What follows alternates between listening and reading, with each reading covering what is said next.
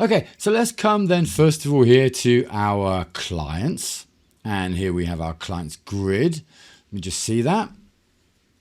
Okay, so here we just wanted to change the email here. So if I open that up, I can then just come here to the action bar.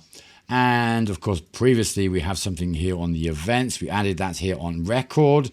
And that is then basically filling in this field, email client send email. So what I'm going to do here is instead, I'm going to come here to the action bar, create a new button, and I will leave it as a link button. I'll call it send mail, send underscore, well, let's actually give it a capital M there, send mail like so, because we already have the send underscore somewhere for sure. And let's just go next. So for a standard link button, we only have one option here to insert. We have here our state, and the state is used for the Ajax buttons.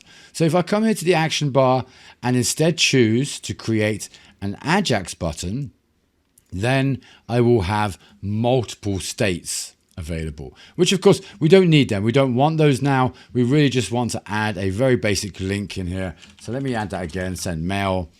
And for the Ajax button, you would have an extra box here, and you can add more 3, 4, 5, 6 states if you wanted to. So you can imagine what kind of information that can actually show you. For instance, progress. It can show you the various stages at which you are at just by checking and displaying maybe a different icon, a different color, whatever that may be. Okay, so I have here the font awesome icons available. So I'm going to choose here an email icon. And if I come here, the email envelope, and I think I will go for a black. In fact, let's just go for a nice orange over here. Let's go for the orange. Okay, and that will be our text color. And we have our hover color.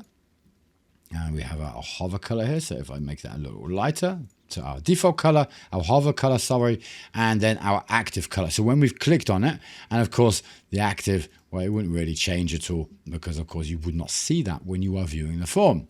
So we have here our text. I don't think I need a text, but I will add a hint in here, email client. Okay, so I'll save the button and configure the link. And for the link, we have here our control client email. Next. And if you remember the fields, we had here the fields to apply, the client email. And for this one here, we have a fixed value.